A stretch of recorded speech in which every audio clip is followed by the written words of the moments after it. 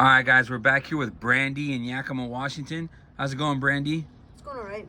So before the interview, you mentioned that you know the other Brandi that I do interviews on, Yes, right? Yes, I do. How long have you known her? Oh, about 5 years. Oh, wow. Yeah. So are you from Yakima? Yes, I am. Yeah? How old are you? I'm 46. 46. How long have you been out here in the struggle on the streets? I'd say it's since 2016. How did it begin? I got out of prison and there was no real resources, I guess, to help me get to where I need to be. And it just became unmanageable for me. Even though I have my education, my GED, and 2 certificates, I still had a hard time trying to get a job. What'd you go to prison for? For drugs. Drugs? How long were you in? I'd say like 2 years. What kinds of things did you have to deal with being in there? Just a lot of drama, and I guess you'd say is like more of a mental deal than anything. If you get in a fight, you go to CCU. If you go to the hole, then you go to CCU, and you start all over, and then you have to work your way back up. By that time, you probably already got in more trouble. You get stuck in CCU, where all the lifers and killers and child molesters are, and all that stuff. Did you go to CCU at all? Yes, I did. How long? I did all my time in CCU because of that reason. Oh, for fighting? Yeah. Wow. And did you feel like you had no other choice but to fight when you Yes. were in there? Yeah. Yeah. A lot of people say that, that they have no choice. Yeah. It feels like. It's one of those things where either you fight or you get punked out or something. But I mean, I don't know anybody that's just gonna get hit and not try to protect themselves or fight back. For sure. Do you have any children? Yes, I do. How many? 2. How old are they? 27 and 25. Do they ever come to check up on you? No. No. And being out here in the streets, do you feel like being in prison helped? I mean, I don't know how to say this, but do you feel like it made it easier for being out in the streets? But sure, yeah. Yeah, I was able to deal with a lot more chaos and a lot more problems that happen here. When somebody runs up on you or something like that, it teaches you from prison view to this view of how to protect yourself better. Where did you sleep last night? I slept over behind Domino's, actually. Oh, really? By yourself? I had a friend there with me for a little while. Do you feel like it's better to sleep alone or with a group of people? Well, I always try the buddy system. Yeah. At least one person. For sure.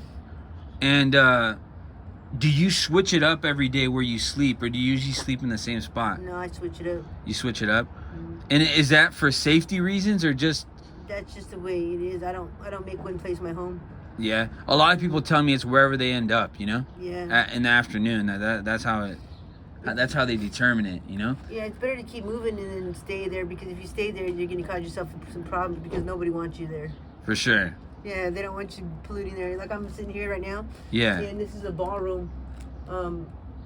It's an old historic ballroom place, and the people here, they don't want me here. They're not going to want me here for longer than what I'm going to be sitting here.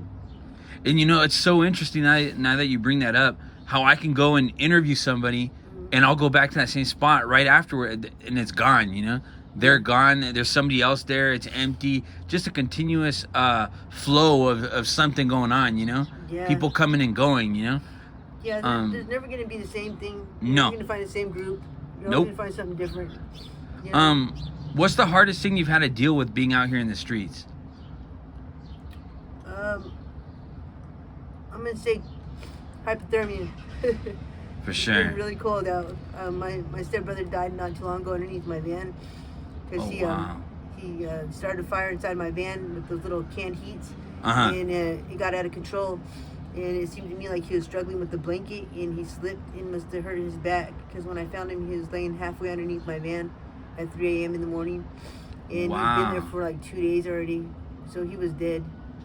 Wow. I didn't realize he was dead until I didn't even realize that was my brother. Really? Yeah, until I went inside the house where my nieces were. And they told me that my brother was outside, and I was like, my brother, you know, because I don't have brothers, I have stepbrothers. Uh-huh. And then I knew Chris Chadwick since I was like 7 years old. Uh-huh. So to find him dead like that and so skinny and Ethiopian like, I had to take a good look at him to realize that is my brother. Wow. Yeah. That's crazy. Yeah. What other things have you had to deal with being out here? A lot of drug use. Mm-hmm.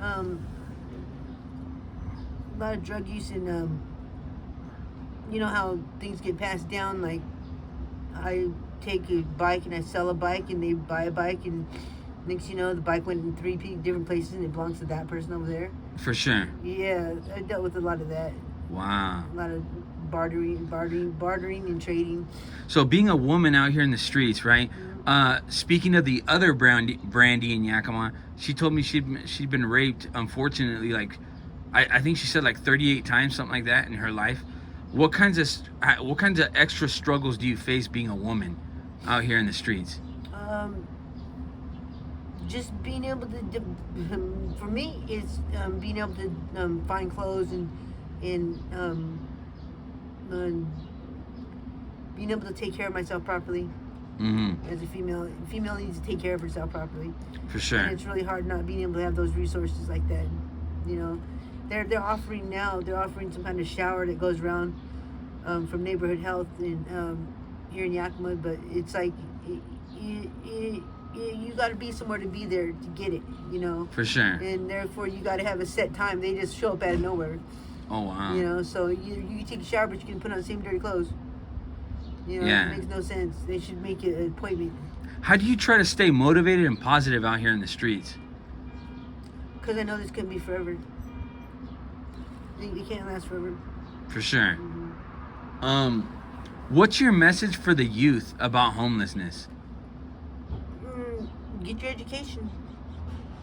Use your education. And use your parents as much as you can.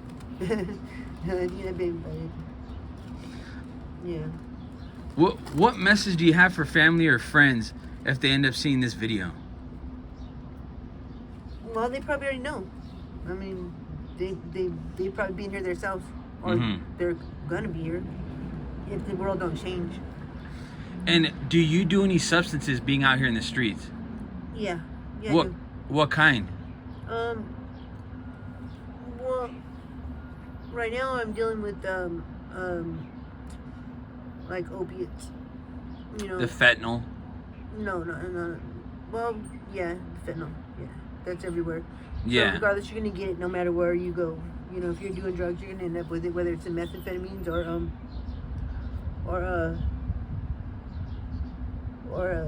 the blues they call them. Yeah. Yeah. How many blues do you do a day? Me, I do like about maybe 4, 5, 6. How do you get the money out here in the streets for them? It's all just a hustle. What you find, usually you could go to a garbage can right now and empty it and you'll find like a laptop or something in there. Yeah. You know, everybody finds something. For sure. You know, if not, you got friends that'll kick you down. I mean, if you're really good people, you'll have friends that'll kick you down or help you. Or family members. I got good family. Yeah. Yeah.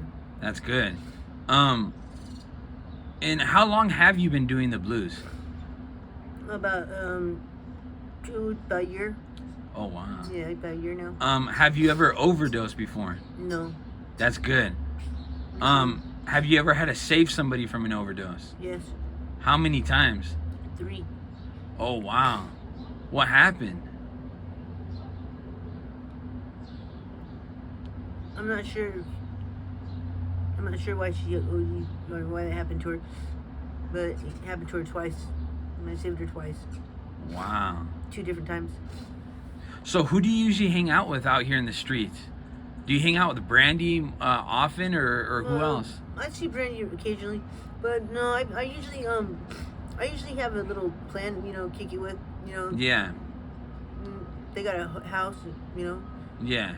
And the people meet up and we just chill, you know. But okay. we don't stay there like that. We don't stay in that one spot, you know. 'Cause right, like we were discussing. You can't come up in the spot you're at. So Right. you have to rotate around in order to get what you need to make it. For sure, like we were speaking of earlier. Yeah, so hustle. Would you be okay with doing a follow-up interview in the future? Yeah, I'll be fine with that. And would you be okay with me posting this on my YouTube channel? Yes, I will. Thank you, Brandi. Appreciate it.